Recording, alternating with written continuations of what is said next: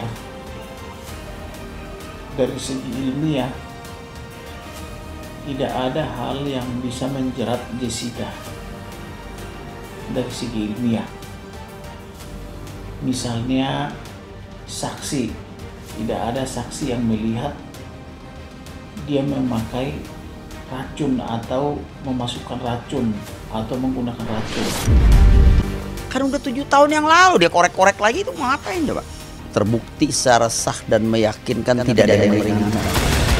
Menurut saya majelis hakim itu terlalu berani dan jaksa juga terlalu berani menyimpulkan sedemikian rupa. Jadi otopsi itu sangat perlu untuk memastikan apakah Jessica itu meracun apa tidak. Dan belum tentu juga Jessica pelakunya. Bisa saja keluarga dekat yang lain. Kalau misalnya dibeli otopsi, dibeli racun, dibeli di mana? Harus bisa dibuktikan. Ya memang ya, saya selalu katakan, saya nggak tahu apa yang Tuhan mau dengan kejadian ini. Ini memang perkara ini adalah hutang profesi saya. Saya katakan sebagai hutang profesi karena bagaimana ya, saya meyakini berdasarkan hati dan pikiran saya dengan ilmu yang Tuhan berikan pada saya bahwa Jessica ini tidak bersalah, tetapi dia dihukum. Pahit tidak. Saya tidak bisa mengatakan 1000%, tapi 99,99% itu dia tidak bersalah. Om yakinkan jangan nyawa Om bahwa yang bunuh Jessica pakai racun. 1 million itu berapa ya? 1.000.000% kan?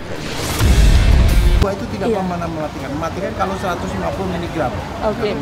Ya, Kalau 150 mg kan pasti kecium baunya. Saya tidak cium bau. Iya.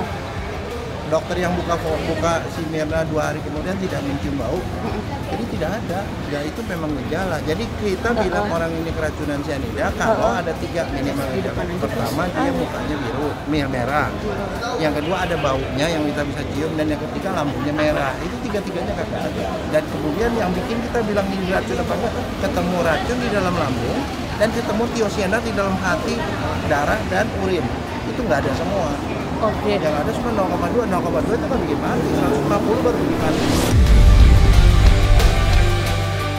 Ini kan ada korban. Korban katanya karena minum cyanida. Layaknya lah korban itu diotopsi. Diotopsi untuk diperiksa bagian dalamnya. Apakah dia betul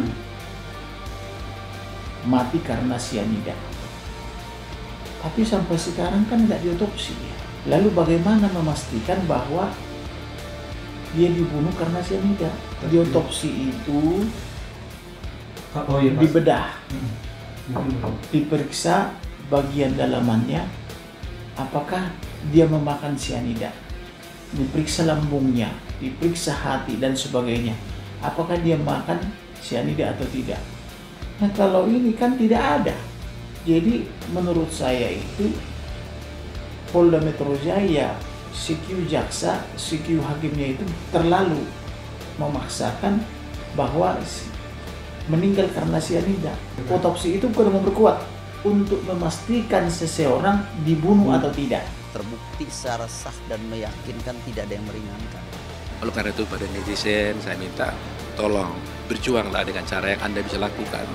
Ya kita tidak perlu menghakimi polisi, tidak menghakimi hakim, tidak menghakimi jaksa. Enggak, saya tidak ingin hakim dibenci, saya tidak ingin jaksa dibenci, saya tidak ingin polisi dibenci, tidak. Tapi kalau ada kekeliruan, kan nggak ada salahnya diperbaiki. Semua orang bisa salah, ya.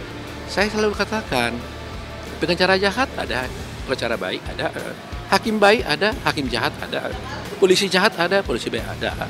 Saya berharap masih ada polisi yang baik, masih ada hakim agung yang mulia, betul-betul mulia, ya kan? Masih ada pengacara yang betul-betul jujur melakukan itu. seperti apa pula, netizen meminta kepada Presiden Jokowi untuk membuka kembali kasus ini demi keadilan.